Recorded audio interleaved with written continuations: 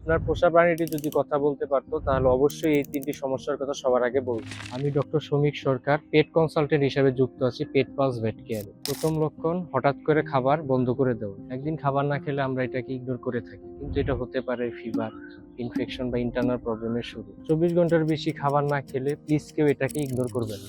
দ্বিতীয় লক্ষণ অস্বাভাবিকভাবে চুপ হয়ে যাওয়া। আপনার পোষা প্রাণীটি যদি হঠাৎ খেলাধুলা বন্ধ করে দেয় বা বাসার কোনায় চুপচাপ থাকে, এটা হতে পারে পেইন বা উইকনেসের সাইন। তৃতীয় লক্ষণ বারবার বমি বা ডায়রিয়া হওয়া। একবার হলে এটা সমস্যা নয়, কিন্তু বারবার হলে এটা হতে পারে ডিহাইড্রেশন বা সিরিয়াস ইনফেকশনের একটা রোগ। চিকিৎসা শুধু ঔষধ নয়, চিকিৎসা হলো যত্ন, সময় এবং বিশ্বাস। সেই বিশ্বাসটাই আমরা দিতে চাই আপনার পোষা প্রাণীর সঠিক যত্ন।